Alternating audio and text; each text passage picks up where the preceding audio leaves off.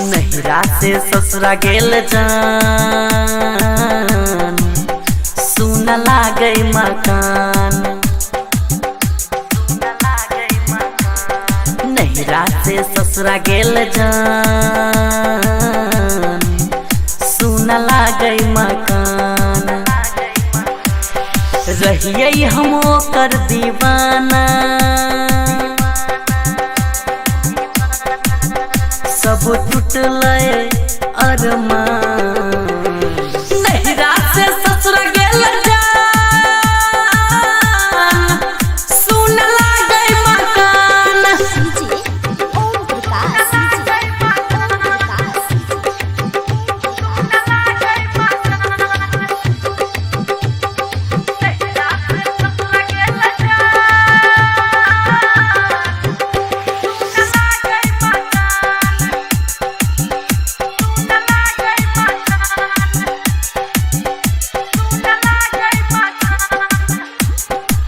सपना में आबै जेना अपना मानै छै, दिलवा के बात जानू सबटा बताबै छै।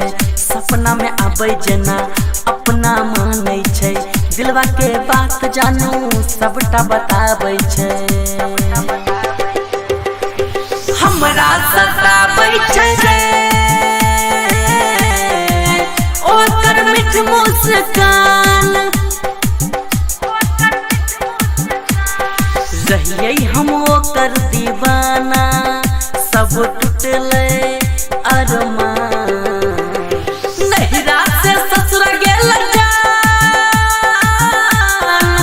सुन लागे मकान।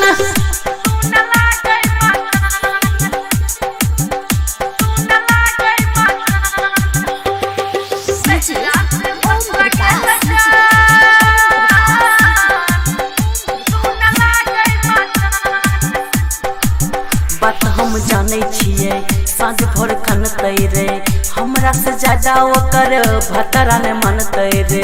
बात हम जानै छियै साँझ भोर कनतै रे, हमरा से ज्यादा ओकर भतरा ने मनतै रे।